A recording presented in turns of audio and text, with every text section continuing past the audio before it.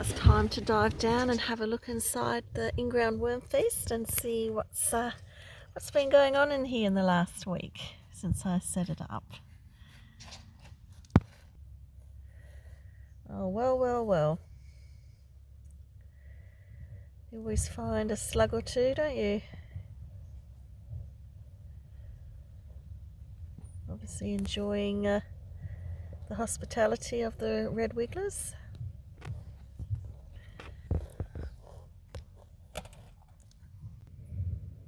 Oh, it looks like this worm's having a little sneaky peek through this hole which leads into the actual garden bed.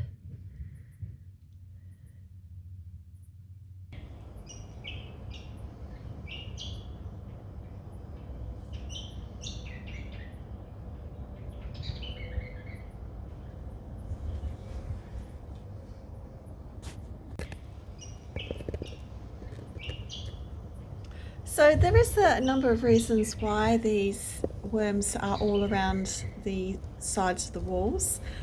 One is they're enjoying the moisture content on the sides, and they quite often do congregate on the sides of the bin.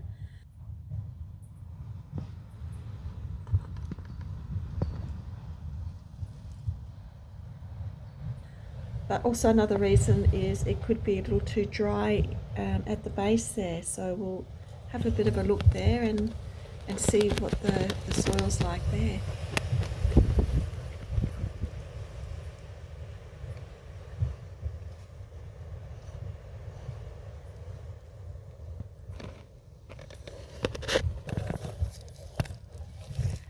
Just reach down in here and take out this brown paper and see what's happening down the bottom here.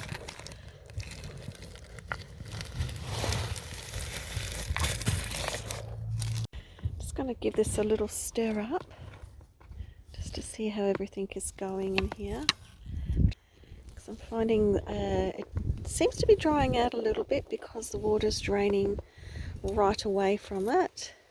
So I'm just going to add a bit of peat moss to it just to hold the moisture in this little worm bin a little bit better.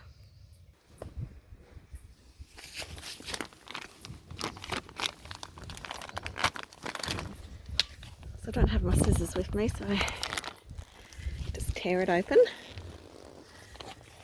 So I'll just sprinkle some of that in.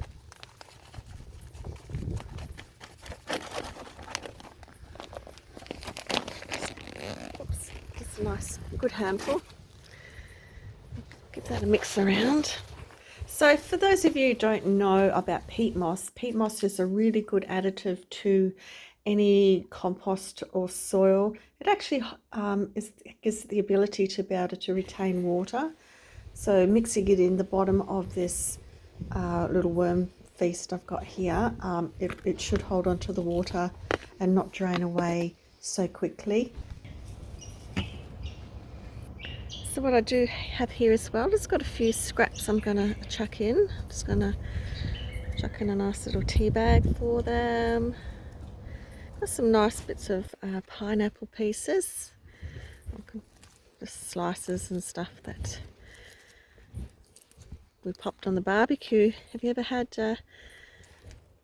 barbecued pineapple? If you love pineapple, it tastes absolutely delicious. So I'll chuck that in there as well. A couple of avocados, we'll break those up. They've been in the fridge for a while, so they've gone a bit yucky. They always seem to find their way at the back of the fridge there in the crisper somewhere, and yeah. Cover those over. And you sort of forget about them. A little bit of broccolini stalks. Nice little bit of lettuce, a bit of paper towel. So I'll just cover that over and I'll just pour on some more water. That's sort of soak in. A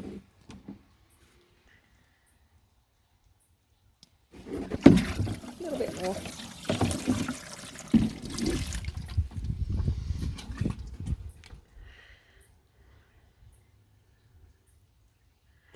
In the meantime, I'll just get rid of some of these slugs. They can find themselves a new home.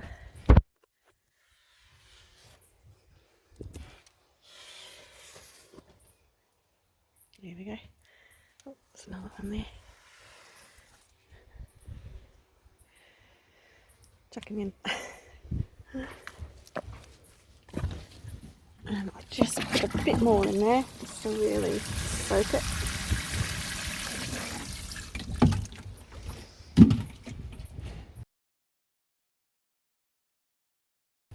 And I'll just pop there a little bit of paper on top.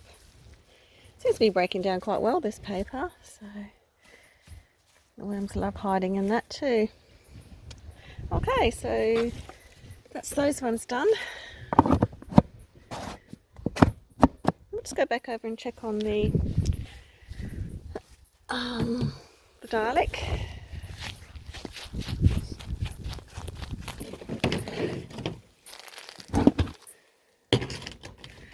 Oh dear, dear, dear. Look at all these slugs in here. I'm going to pull those ones out by hand if I can. Oh, they're all down there too. I like to throw them against the fence.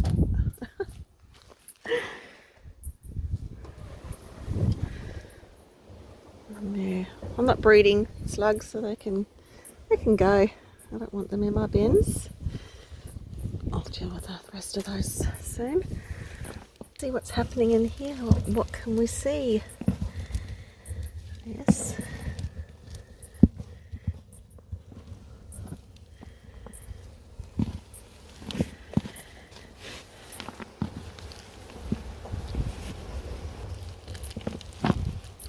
Could do with a little bit of extra moisture in here.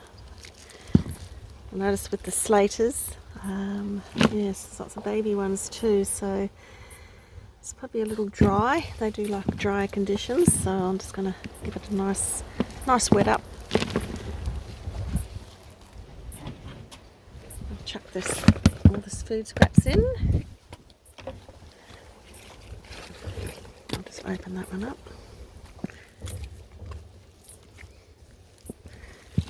Cover that all over, and I'll give it a good wet down, I think.